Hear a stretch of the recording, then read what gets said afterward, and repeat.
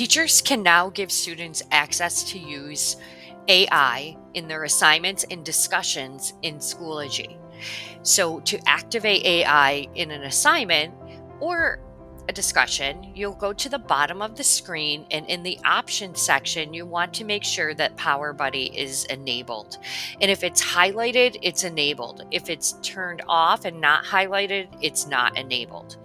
Once it's enabled, you do have two more options. You can have it in research mode, which does provide direct explanations to students about questions on a topic, or you can use Socratic mode, which is designed to provide guiding questions for students, but not direct answers.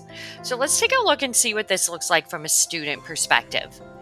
So with the student, if they want to activate PowerBuddy, they'll see it in the bottom right-hand corner of the screen if the teacher has given them access.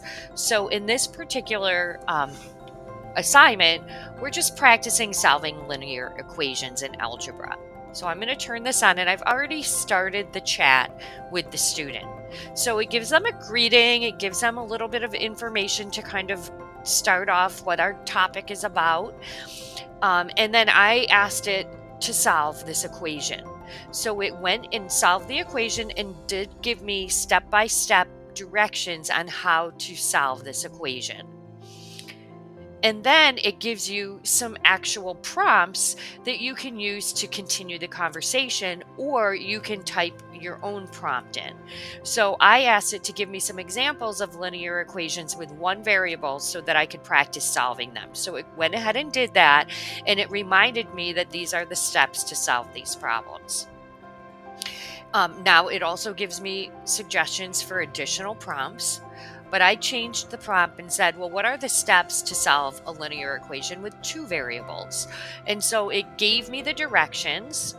And now I said, show me an example. So it gave me an example equation and went through the steps and showed me how to solve it. And then it asks me to continue on here and gives me more prompts. So it is, I felt like the directions were pretty clear and they were pretty easy to follow.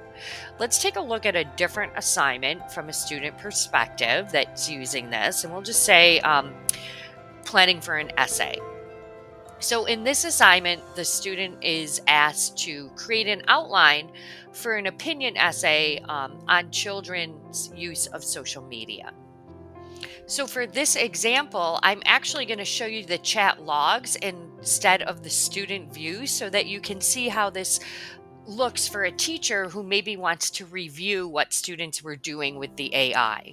If I go back to the main Schoology dashboard by just clicking where it says Fayetteville Manlius in green at the top menu, I'm going to see that I have access to chat history logs now. So if I click on access chat history, this is going to show me the logs that my students have used for the last few days. So I can actually change this. I can say yesterday. So these are different prompts that I've allowed my students to use. So let's take a look at that opinion essay outline.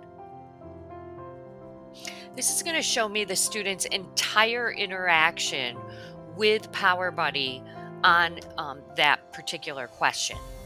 So it went through and, it's basically what's your opinion? It's an essay opinion. And I said, I think children should not use social media until they're teens. And it's telling me why.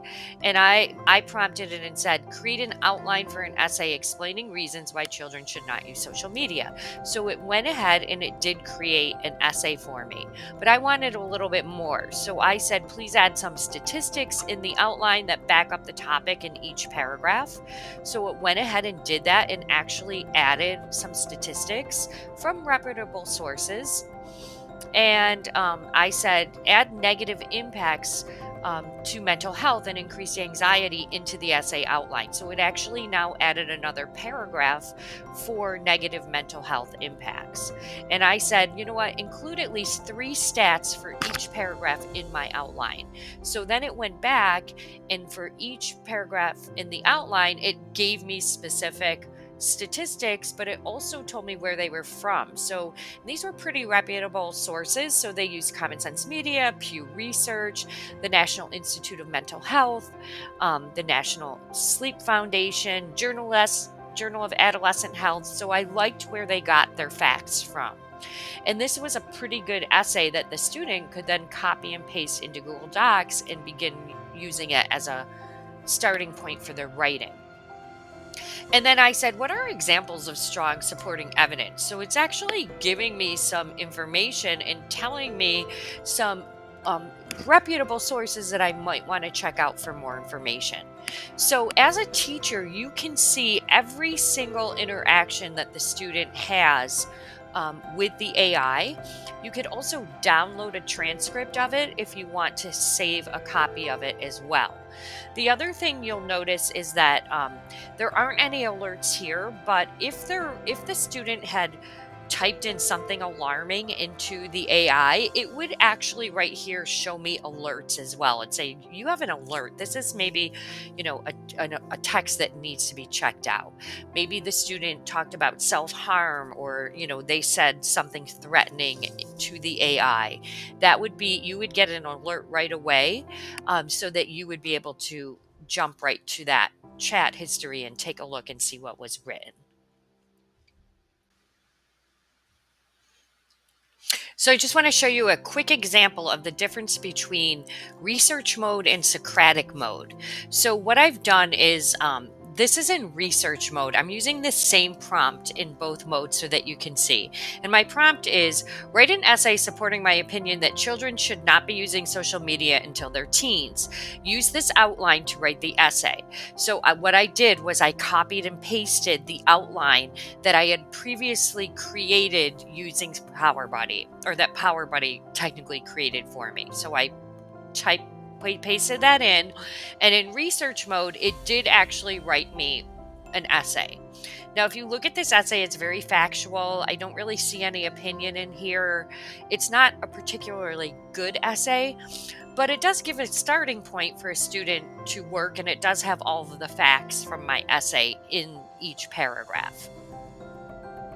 Versus Socratic mode, which is not supposed to give direct answers. So I used the exact same prompt, and you'll notice it did not write an essay for me. It says, excellent, now let's begin work on body paragraph. And it talks to you about what you would want to include in the body paragraph and wants you to actually write it so it can give feedback for you.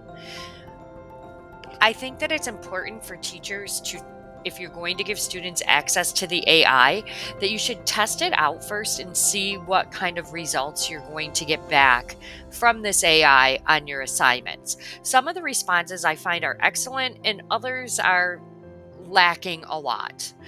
So definitely check it out before you assign it, but this is a way that you can provide AI with your students and just give them an opportunity to practice using AI tools.